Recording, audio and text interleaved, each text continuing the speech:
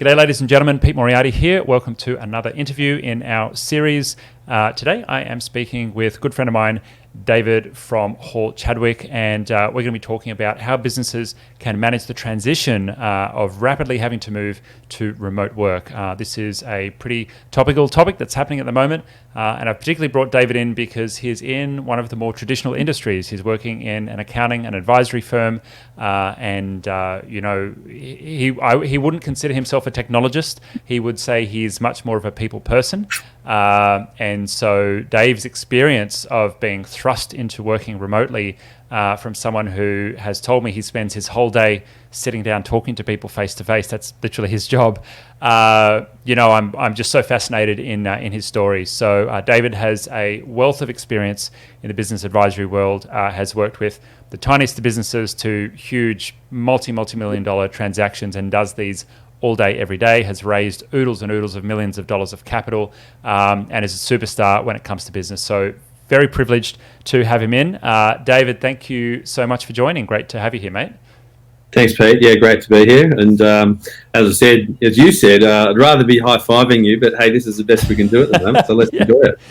Indeed it is, yeah. So, Dave, This is, and I don't want to show your age too much here, but this is not the first recession and economic collapse that you've been through. Tell us a little bit about, what you're seeing now and what you've seen, commonalities between what's happened in the past as well. Well, yeah, you're right. Thanks, Pete, for pointing out my age. You're a youthful fella, and I'm not. But yeah, going back, I started work in '86, and in '87 that was a bit of a tough year, and then that was a year that people started to see some downturn. But the big one was probably the '91 to '93 year, and that zone where we sort of had that recession we had to have. And look, the thing that I noticed there too the most was that whilst people were struggling, the people that did the best were people that actually could save other people money. So that people's entire approach to selling became, I can save you OPEX, I can save you headcount, I can save you money, and that opened a lot more doors, and people just ran right through the doors by being able to sell better, by being able to help people save money. And this period definitely reminds me of that period. Wow, interesting. And what would you say would be the difference between like the business landscape? Was Australia still that very small business, micro business type landscape? Was it similar kind of business operations you were seeing then? Yeah, I think there was probably a lot more manufacturing, and we had at that stage, was it 94, I think the dollar floated. So we probably were relatively insulated, in all honesty, with that. We didn't get what I call Dutch, or what I call this thing called Dutch disease, where one industry does really well at the expense of others because the exchange rate goes up. But what was probably different then was we had a much higher interest rate. So there was an ability to put in some sort of monetary policy and drive interest rates down to try and give us a bit of a jolt. But no one's really seen this almost zero, or even in some countries negative interest rates. So we're in a bit of uncharted territory where you're sort of buying shares for yield and bonds for growth. It's just not in the textbooks at the moment. So we're really in uncharted territory. So I think what we can do is just try and learn from what we have seen, and maybe what we're going to see going forward is a bit more nationalism. I don't know. Interesting. I mostly speak to the kind of small business community. Our average customer is 50 employees and under. Mostly the founder is still an operator in the business, or at least very heavily involved in some way. I'm interested in your exposure to more of the kind of mid-market and kind of small enterprise type customers. How are they dealing with the current situation? What does it look like there for them? Oh, look, it depends on which industry they're in, because there's going to be winners and losers in this. I'm going from the sublime to the ridiculous. I've got some clients I'm working on $30 million capital raises and $50 million business sales, and other ones I'm working human Tetris with spreadsheets, working out who we can keep and who has to go. It depends on the sector, but I think what people need to understand is that nothing is normal, and even if you're not affected, maybe your suppliers will be, or people will be, and it's a little bit, no one should be cocky at the moment. And because there's definitely a lot of pain coming, and we've got to be mindful of how we treat everyone at the moment. And so the people element rather than the numbers, I think, are the things we should be keeping in the back of our mind. That there's a show that I is in one of my guilty indulgences called Married at First Sight, and I can't believe how many people do things knowing they're on national TV and all the bad behaviour that goes on, and then there's Glassdoor, which was already there, but so how we behave now, I reckon, Pete, is going to come back on us. Yeah. I think it's important to remember we're only at the start of this, and we've just got to all stick together and help each other. And this is where the opportunity to actually get closer to people is going to come. And those people that do that, I think, are going to come through this better. Totally. How do you prepare a business owner or a business leader to let go of a number of their staff in one hit in a situation like this? I mean, it's pretty unprecedented. I always fear that call from my accountant or advisors who would say, hey, you have to do X or you have to let go of these people. How do you prepare someone for that emotionally? It's hard, but I mean, it comes back to the person and whether or not they're ruthless or they're matter of fact, or they're really wear their heart in their sleeve. But it's getting them. It's sort of like triaging people. It's saying, okay, who can I maybe stand down such that they might get job seeker benefits, but equally keep them around and say to people, we want you back. This is nothing you did wrong. It's nothing. So people are feeling really guilty about this, even though it's not their fault. And a lot of people are really very upset. I mean, this is going to be a momentous thing for the mindset of the country, let alone the world. And so getting people ready, I guess, is saying, okay, let's have a plan, because it's the uncertainty that worries people more than what's happening. It's what will happen, or what do I do next? And this is all complicated. And I heard the expression infobesity the other day, where there's so much bloody information out there. It's just impossible to know what's true or what's fake, and what applies to me. And we're running through all sorts of, every second email I get a newsletter of what's going on. Yep, or a podcast, just like or a live stream, just another one. Yeah. But you should listen to this one, definitely. 100%. So you've been called the human API. Tell me a little bit about that, because I think you got some special skills around connecting with humans. Well, I think the key thing I look at is really where people can be developed and the potential that they have, and try to add value to people before you ask anything of them. I think that just comes naturally to some people, and looking at the opportunities for others. I mean, it actually feels good helping people. I mean, this is a big thing that I'm probably the most sad about, is that I don't get to see everybody at the moment. And I know that sounds a bit silly, but it's just, I mean, people energize me, and I'm seriously, upset for not, being in my routine. But hey, there's the worst problems out there. But I think that the main thing would be helping people through the process of understanding there'll be a beginning, a middle, and an end in this. And, we just have to reinvent our business at the moment. We need to work out what is needed, what is, it's like the body is on the table. We're the surgeon deciding which parts do we put into stasis at the moment, which ones we need to keep going, so that there's something to come back at the end, and sort of reinventing or re-engineering what you want to look like in a month and 6 months, so that you've got something to come back. Because if we all clock off, we're going to have real problems restarting the engine.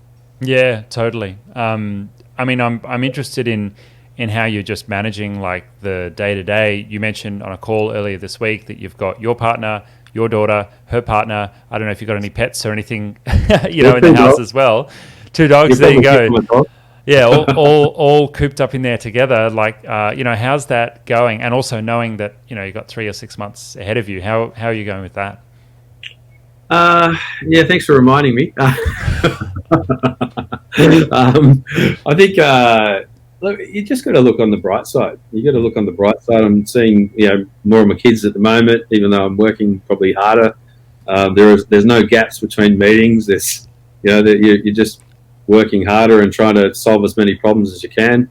And equally, well, trying to switch off a little bit because this is going to go on a while, and you've got to actually look after yourself. Do you normally spend much time working at home? No. Okay. This is an absolute rarity, which is why it's been a really interesting process. And saying, it's a bit like the Y2K for us. So, shit, I hope it doesn't all blow up if we're not there. So it has, remarkably stuck. So you techos, Pete, are doing a good job keeping us running. We're trying to. But I think it's really just getting used to not being in your normal zone and building up trust with people rather than processes. Because you can't manage every minute. You've got to try and encourage outcomes. And that's a big process that I think, I'm constantly having discussions with all of the people. I'm spending a big part of my day solving even petty squabbles, saying, that didn't happen the right way, or this should have happened slightly differently. There is no perfect at the moment. This is we're in startup land. We'll ship it. If it's not right, we'll fix it. It's you got to be doing what's important and adding value immediately, if not sooner. And how's that culturally as a company? My perception is that being an advisory firm, you guys are probably slower to move with change or more measured, more data-based in the way that you approach that kind of organizational change. How's it been being thrust into, got to move quick, got to do everything right now? Well, we interestingly, the senior partners, one thought this was not going to happen. We're going to be at the office. And I was like, no, this is going to be bad. And so let's get ready.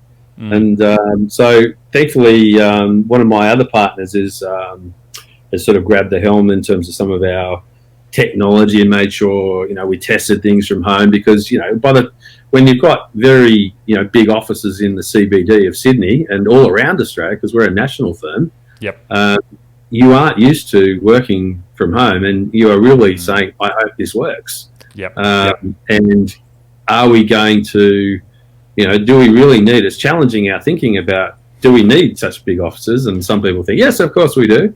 And others like me are thinking, I tell you what, I don't need as much space. I know that going forward. I think it's important to have a presence, but we're learning a lot, and there's a lot of opportunities and a lot of lessons that are going to put us in a much stronger position at the end of this, I think. Yeah, I think my biggest question is, where will we be when people are kind of allowed back to work? How will that, especially corporate businesses, I spent 10 years working in Sydney, in the very Sydney market, and it's very much like, here's my office and here's my nice big boardroom and everything else. I'm very interested to see what will shift, whether people will want to kind of go back to what they had, or if this, very flexible, young, sexy, startup-y kind of vibe of work wherever will become more of the norm. I've seen the upsides and the downsides. We've been doing it 5 or 6 years now. So I get that it's not all peaches and roses and, you're stuck at home and you've got the dogs and you've got the traffic and someone mowing their lawn next door and, you're with your partner all day long and you don't get a break and all of that kind of bubbles up as really big challenges with the work from home thing. But I do like being able to have the flexibility. I've found that if I get away from home 2 or 3 days a week, go somewhere, cafe, co-working space, or I usually end up renting a little office for myself because I got a loud voice. That works really well for me. But I do like to, mostly Mondays and Fridays now, just have as either off days or home days and just be a bit more fluid with my timing. Bit of variety is good. I think what will happen is in 6 months' time, we're all going to look back and be experts and say we're either went broke and that was because we couldn't work together, or it's like when someone sees something and it's a spectacle and everyone's got a different opinion of what happened or why it happened or how it happened and what the lead up was, and it's going to be different for everyone. But I think what's going to happen, the certain thing is going to be that the better we adapt to it and the faster we work out how to constantly provide great service to our clients, because this is one of those once in a lifetime moments that if you are there, if you are the one that is the person who helps them get through this in the most dire times, you have a friend for life. Yeah. Doesn't matter what happens going forward. And I think that's really important to remember, that it's not a business anymore. We have a service that we have to help people get through it. Everything can't be about money anymore. It's going to change the way. Maybe my partners don't want me to say that, or might not even agree with me, but I'm telling you that is my strong belief, that it's about getting people through this, and doing your best to help everyone as much as you can. Everyone from suppliers to customers to staff, to your financiers. I mean, everyone's people. They're people first. Yeah, absolutely. I really feel that as well myself, like a sense of duty of, hey, like we've been doing this 5 years, so we need to share what we know. Like we're not trying to, flip a course to make $100,000 or anything like that. Like our remote work playbook course, we're giving to our customers for free. We're saying, hey, like you're a customer of ours. Like this is just, we could charge money for this, but this is going out to you. I'm curious, from what you've told me previously, you spend a lot of time, just with basically open office for your staff to come in and as well as looking after your clients as well, obviously. How are you preparing and supporting your team for the transition? Yeah, that's been really difficult because everyone's got a different personality. Everyone copes with things better and worse. There's different styles of operators. There's people that are parents. There are people who are living at home and living on their own. It's a real variety. But I think what the key thing is that I've approached it is to say, look, everyone, let's just get used to it. Let's not measure anything. Let's just have a little settling in period. And then I use the analogy and say we've got to do three things. We've got to move the rocks, which are the big jobs that they're at the start of the desk on Monday, and by the end of the week they've got to be off the end of the desk. If we don't do that, we don't have a business. And we've got to recognise there's going to be distractions in that period of time. And there's going to be lots of things. It's going to be novel, and everyone's going to have messenger chats about this is a funny meme and all that sort of stuff. But we have to service clients. If you put your clients first, two things happen. One is the staff actually get a lot of enjoyment from that feedback. Yeah. And the second thing, they've got value that they're giving, and so there is a business. So they've got to remember those two things, and you've got to let them do it in their own way. And one of the things that some of my senior people are saying to me, they're saying they're not doing it the way I want them to do it. They're not reporting to me the way I want them to report to me. I said, you got to get that out of your head. Right? It's not about reporting to you at the moment. It's about getting them to understand they're adults. They've got a job to do. They've got full accountability for doing it, and your job is to support them in getting it done. They're not reporting to you. You're enabling them. Remember that. As soon as you tell them they're reporting to you, your team make you a leader, not by title. Yes. So you've got to remember that. And people aren't used to being apart from people, so they can say, "Go and do this to me, do that." You've got to step off the cliff and trust people. It's really hard for some of us to let go and say they have to do it my way, because they can't do it your way. They're not sitting next to you. That's such a big one, isn't it? Not having the ability to, walk over to someone's desk and say, "Is this done yet?" Or or "I need you to do this for me." We've found in our business, like there's still that element, and there's like a sliding scale, right? Because you can use instant messaging and you can chat all day long, but then you're interrupted all day long, right? And things get done urgently, but then everything becomes urgent, so nothing's urgent, right? And the other side is you have people, working solo or siloed, and they're not really interacting with each other, and so it has been an ongoing challenge even for us to find that finesse of keeping in contact, making sure that people are actually getting the tasks and the work done, but then also that people are supported too, because you can't have people just as robots, just okay, do these 5 tasks, send me back the 5 tasks, and I'm not going to talk to you just to get the tasks done. Like you actually have to have the idle chatter, you have to have the social time, you have to have the human connection as well as a part of that. Yeah, spot on. I mean, it's I've read a lot of management books, and but more or less made lots of mistakes and worked out what didn't work. So the anti approach is to really give up and say, okay, how do we get through this and share the burden of delivering this. You aren't going to be able to get as much support and nurturing as you used to. Yeah. What's the minimums that we can agree the check-ins are? What's the what are you going to need? How do you shout out? How do we know to leave you alone? And if there's more than one person in that chain, it gets crazy and chaotic. So and that's sort of one of the things we've been looking at is we have to go to rely on more technology on some things, but remembering that the technology itself can't replace the trust. So we have been looking at things like Microsoft Jobs and Trello, because historically we've got our own technologies that are just really handy and you can see it and it's easy to operate when you're in there sitting opposite someone or in a workflow meeting in the same room. So we're sort of going through this and everyone's got an opinion, but so I should be hitting you up, Pete, to say, well, what should we be doing here? Sure.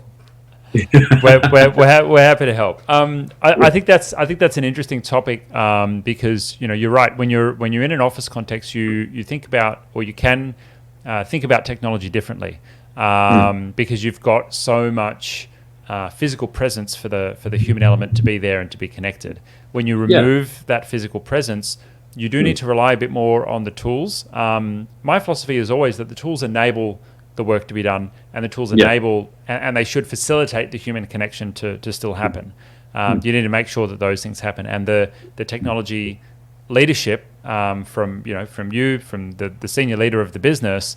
The technology leadership should be like, how can we use this tool to enable our people, or how can we use this tool to enable our strategy? So I'm curious, like you're like kind of like stuck in there, being forced to kind of like ask those questions. What kind of things are coming up, or maybe like what's not working with how you were doing things, and then what are you now considering? Well, I think it was working really well, in the office. I think that what every business needs to do is to work out how it can do, get the 1%. What can we do slightly better? So I'm using this time as a bit of an experiment as well in determining like who does well unsupervised, and how do the managers actually learn to let go when they're used to saying, if you remember, one of the things that I did was I'm really disappointed about is I was signed up to be a soccer coach, and one of the cardinal sins in coaching is letting 11 people hang around or 10 people hang around while one person's telling what they did that day, and then you go down the line. So at any stage there are 10 bored people in that process. So I'm sort of working out, you can't do that anymore because people can have eye contact and they can. That's over. So you've really got to change the way you run your meetings.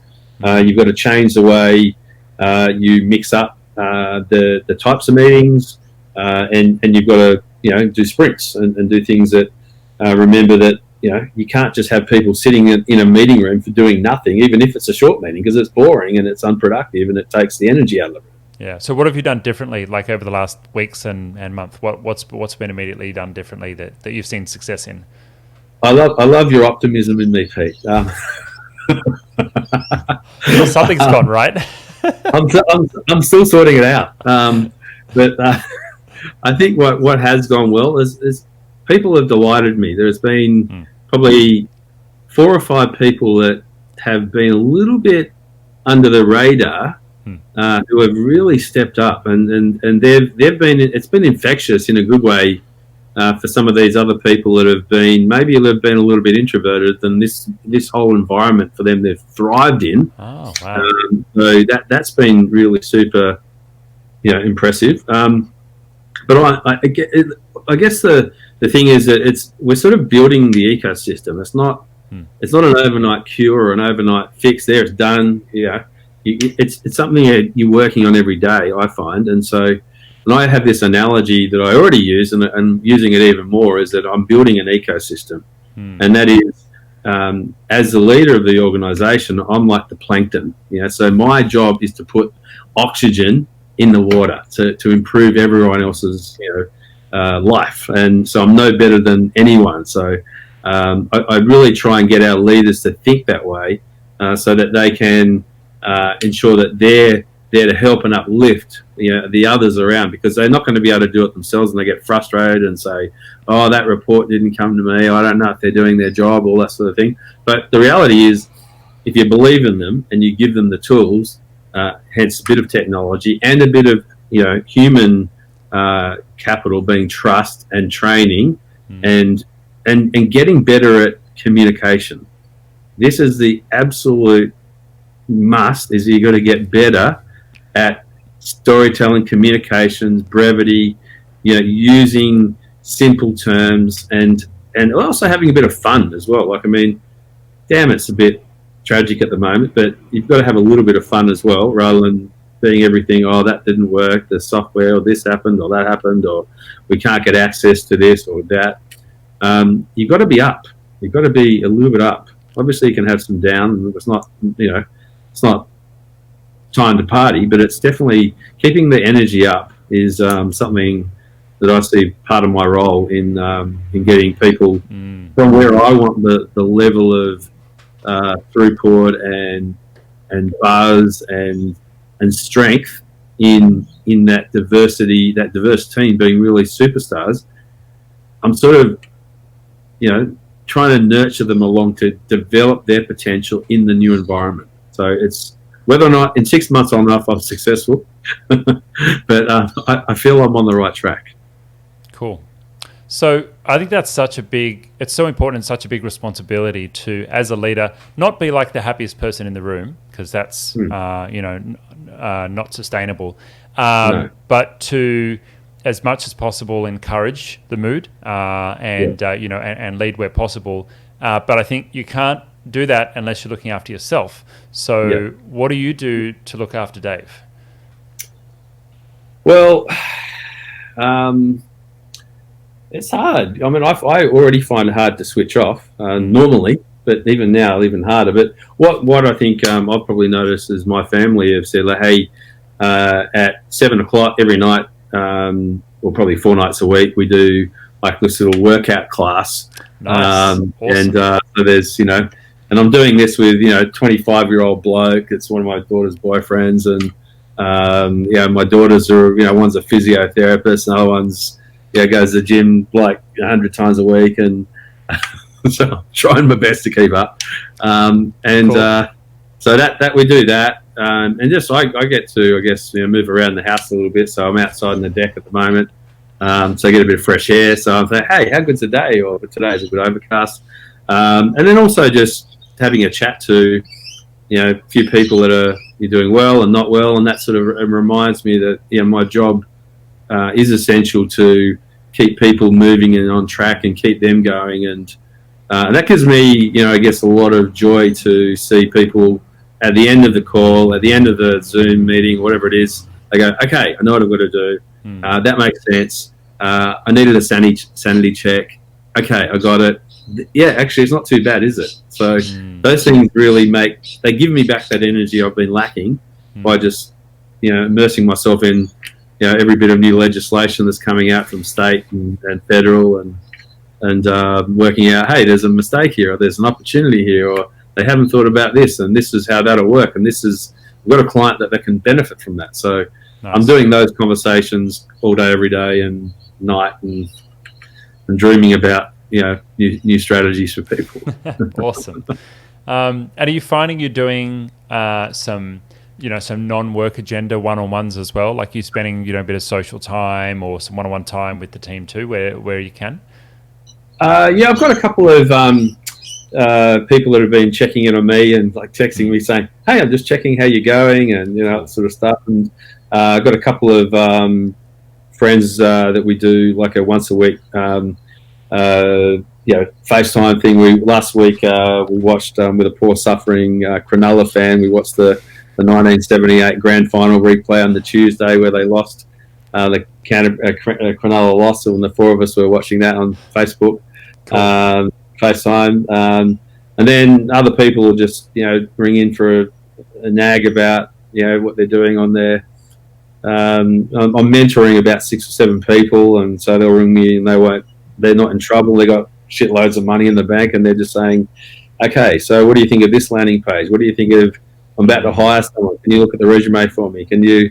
So it's business as usual for some calls and people, and it's other people I'm playing, triaging, people, creditors, even customers you're doing work for, and working out, what can you do faster? How you're using resources? I've never been in so much, chaos, but actually quietly loving the fact that, I do have this saying, Pete, no one's fucking going broke on my shift. Great. Awesome. Love it. I'm keeping that, and I've got all sorts of people that are in, very heavily affected industries with hundreds and hundreds of people, and we're sort of working our way through it every day. Awesome. Sounds like it's business as usual for Dave, in there fighting the good fight, helping people as much as possible. I'm saving a fortune on transport, coffees. As we all are. We've got so many people who've joined us. Thanks so much, Vince, Guy, Bridie, Mark, Sherry, Sue. We've got a heap more people watching on the live stream as well. Thank you, guys. So, Dave, I'd like to finish up by asking, what's your advice? You're a business owner who's done things the traditional way. You're the people guy, and you've been thrust into this like remote work. Probably feels like the Matrix or something, or the Twilight Zone. What's your advice for other business owners who are in that position and, maybe a bit fearful or uncomfortable with where things are at, maybe feeling like they've been knocked off their kilter a bit? What can you share to help people out? I think there's probably two answers to that, Pete. One is, don't beat yourself up. This is not something you alone are going through, and everyone is in this shit together. Yeah. And remembering that, if you can help someone, it just lifts you. So I find that's an important one that I'd share and say that's one of my highest recommendations to keep yourself sane is help someone else. As for your business, that as an advisor to people in business, I'd say make sure, ring someone up not just ask them for money or ask them to say you haven't given me the supply yet, or ring up someone for no particular reason, but just to say, thought I'd just check in on you, like say hello, or do something that's, out of the goodness or kindness of your heart. And yes, accountants have hearts. I think the third thing is really around reimagining whether or not your business is going to be a winner or a loser out of this. And whilst it's not too bad, when we had that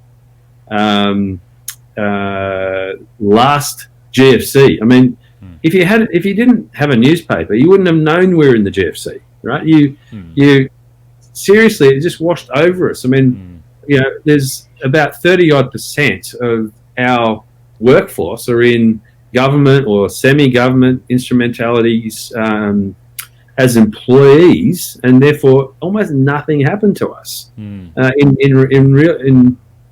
real terms. So now it's different, and a lot of people are already affected, and the unemployment is going to be up. So it already is. So I think what I'd be saying to a business owner is think, what is my best service to people with what I have? How do I make sure I'm presenting it in the right way? So if I've got a feature, don't talk about the feature that's not relevant at the moment. Think about what is relevant now. What do your customers really need? And think about your whole unit economics and saying, what do I really need? What marketing should I be doing? Almost in a contrarian way, marketing is more important than ever, but the right marketing is important. Of course, yeah. And what I remember, and I wrote a blog about this, I said, why am I getting so many emails from Qantas at the moment? Yeah. I don't need any more frequent flyers at the moment. Yeah. So relevance is super important. And learning how have empathy at this time in every conversation, I'd say, is the other thing. Which, if you're dealing with a landlord, if you're not there to beat the landlord up, because they're going to be there, and you're going to have to work it out a deal somewhere. So if you can have a conversation with your suppliers and not say, you need to give me a discount, or ask them how they're going, but actually mean it. Like, how's this affecting your cash flow? If you start by walking around the other side of the table to actually care about them, I mean, forget negotiation. That is an antidote to getting the very best outcome for yourself if you actually care about others. I mean, almost everyone, obviously there are going to be some exceptions where people are just, being profiteering and stuff like that. But I genuinely believe that, for the overwhelming, very high percentage, that will be a much better approach to consider the other person, suppliers, customers, your staff. More than ever, you need people to be putting your company in its best light. If you don't, this is the time that this will be a watershed moment of service for people. If you are there, you'll have people for life if you do your very best work for them. Yeah. So right now, it's the time. It's not the time to say, what's on Netflix. It's the time to be thinking, how can I add 1 more %? Where can I get 1 more % value for my customer, 1 more % for my staff, 1 more % for my suppliers, and even just say, look, how do I manage myself a little bit better? It is not a time for rest. Yeah, and that's probably why I struggle resting. That's so I don't know if that's just my philosophies, but I think that those things they're working for me, and I think that the other thing which is on everyone's lips are all the different government concessions, the JobKeeper allowances, who's in, who gets it, how much is it, when do I get it, how does it work, what forms do I need to do. You can have a look at my LinkedIn and I'll post something here about that. I've written hopefully a pretty definitive guide to that. Awesome. Look, I think that's right now we just need to all be better people, in a operational sense and in a human kindness sense as well. They're the two last things I might. People will remember how they're treated when times are bad. And that's just super important right now. I think that's a lovely place to finish. Tell me, who are your best customers, or the customers that you can best serve, and how can people get in touch with you? We've got your link to your LinkedIn down below, and your website obviously. But who are your best customers, and who can we or the listeners send your way? Well, I think the people that I help the most are everybody that's in a growth stage. So from startups to people that have got 6 figures of revenue that want to go to 7 or 7 to 8, through to I look after a lot of family offices. I look after some listed companies. The things that I do, I help people raise money. I help them hire people and do strategy around hiring, helping them develop their story and their narrative, and just sanity check what they're doing in terms of. That's a big one.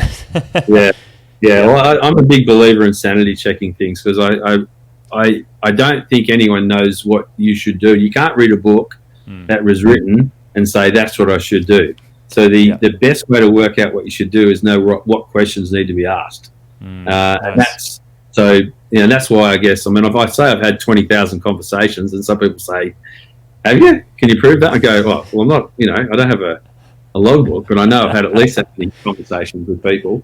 And the patterns and seeing and working with some of the best of the best entrepreneurs and people that have built 3-generation businesses and companies that are global. So I look after anyone that's growing or wants to do something in Australia or take it overseas or raise capital, refinance, or just help entrepreneurs get better. I know that sounds a bit cocky, but it's a craft. I've been doing it for 20 years, and it's more of a craft than an obsession because I love it. It's not just a hobby. It's awesome. A real obsession to the point where it's a craft, and I go, how can I get better every day at that? Yeah. Awesome. But of course, everyone says, well, you're an accountant, you do tax, you do strategy, and yeah, we do. I've got some brilliant team that do that, but most people in the conversations I have are going to be talking about how they take their business to the next level. Yeah, awesome. We don't go broke at the moment. Yes. There's safe harbor rules around and all sorts of things. Don't run out of money. Rule number one.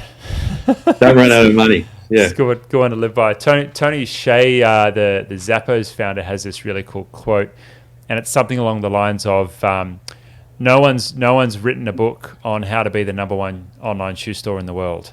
Because we're writing that book right now. Yeah. It's something I'm paraphrasing, but it's something along those lines. And, yeah, exactly. Like you've just got to do what you think is best.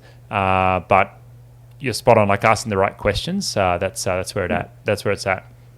Well, even Jeff Bezos probably couldn't rebuild Amazon from scratch. Yeah, totally. It's like a trillion-piece jigsaw puzzle.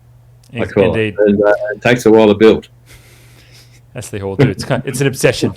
I think an obsession over craft. Dave, thank you so much for your time. I really appreciate it. Pleasure. And no worries, mate. I know this is taking valuable time out of your day. So thank you for sharing your time with us. That is a gift.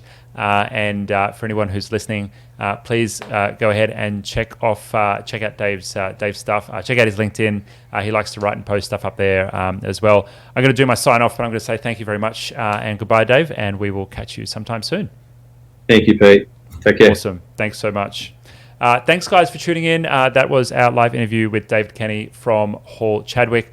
Please make sure you check him out. Follow him on LinkedIn and check out his stuff. Of course, if you need any assistance with navigating what government incentives are available right now for businesses, especially if you're in the mid-market or larger business size, he's great. But Dave's happy to talk to absolutely anyone. I know he's just that kind of guy. So absolutely reach out for any help or direction that you need. Now, if you're interested in our series that we are running, it is called the Remote Work Playbook. And so that is a private webinar online course series. It's running over 8 weeks. We are coming up to the 3rd week, which is your effective remote technology stack. And so how do you enable all of your people to actually do great work together when they're working remotely? You've got to have the right technology in place to enable the people processes and enable everything else that happens with your humans that are actually in the business. And so if that's of interest to you, check out the link below, have a chat to our team. You'll need to be a concierge member of IT Genius to get access to that. But once you're a member of us, you get access to all of our support benefits. And this is just a freebie basically for our customers. If you're not already subscribed, please make sure you subscribe to all of our channels. Make sure the notifications are switched on so you get notified when we have cool stuff happening. And we have lots more content coming up. Any questions, drop me a PM, drop a comment below this video, and we'll be very happy to answer. Until next time, we'll see you soon. Take care.